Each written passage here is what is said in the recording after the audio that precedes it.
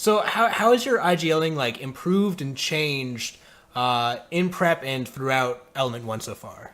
It's the first time anybody's ever asked about IGLing, by the way, so hats off. So what you're really doing is you're calling upon memories of things you've heard before, and you're bringing it into a new context. That's how I like to view IGLing. Do you think his playstyle would be better suited to being on a different role other than hard breach, or do you think like the reason why it can work is because he's on that support?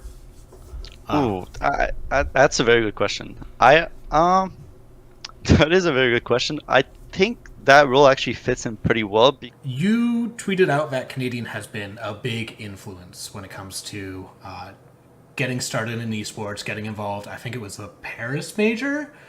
Yeah. What aspects of his game resonated with you when you were first getting started? Like, I just saw so much of me in him.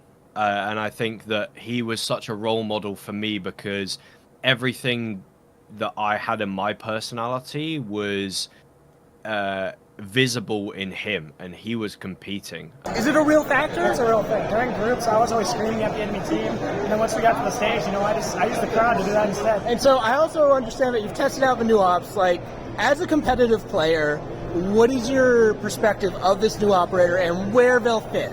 more broadly, if you have to sell someone on Siege with a hype play, what would you show them? It involved that primary utility usage that is specifically unique to Siege on both sides. My big thing is gadget interplay. That is by far one of the most iconic Siege clips ever. T3 players make the excuse of, oh, there's not a lot of big tournaments to play in or leagues to play in. This was your chance. We wanted to win it all or not win anything. If I don't make it then I'm just going to be one of those players that are known for being in CL for their career. If we wanted to be great, I needed to cut it. I needed to perform. And if you would have told me then that those guys were going to win the event, I wouldn't have believed you. We were the catalyst. We really created a monster team. You've kept us invested! You've kept us alive!